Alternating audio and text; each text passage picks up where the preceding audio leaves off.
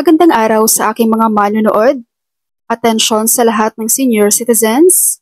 Hindi ito magandang balita, pero kailangang alam nyo rin ito. Kakapasok lamang na balita, wala pang pension fund para sa mahigit 600,000 waitlisted na mahirap na senior citizens para sa social pension.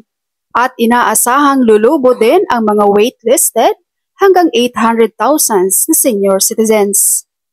Kinumpirma ni Senator Amy Marcos na ngayong 2025, wala pa ring garantiya na ang mga mahigit 600,000 waitlisted indigent senior citizens ay makakatanggap ng 1,000 pesos monthly social pension mula sa gobyerno.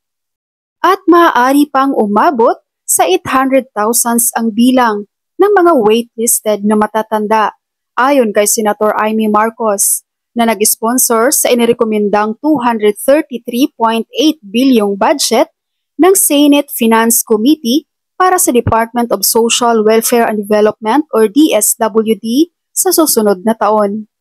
Sa kanyang interpellation, itinaas ni Senator Loren Legarda ang mga reklamong natanggap niya mula sa mga senior citizens na naghihintay pa rin ng cash assistance na ipinag-uutos ng Expanded Senior Citizens Act of 2022.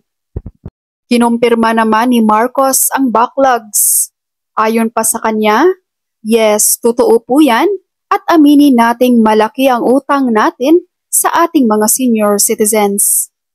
Matatandaang noong 2023, sinabi niya na 490,000 senior citizens ang hindi nakatanggap ng cash aid dahil sa limitasyon ng budget.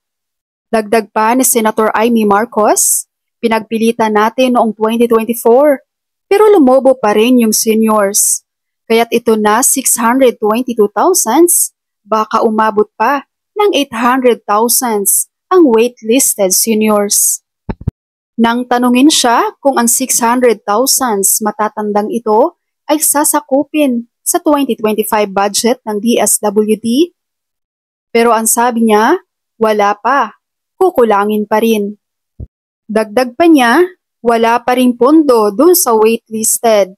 Itong 49.8 billion na nasa NEP or National Expenditure Program na dinagdagan natin ng 49.81 billion, kukulangin pa rin sa totoo lang.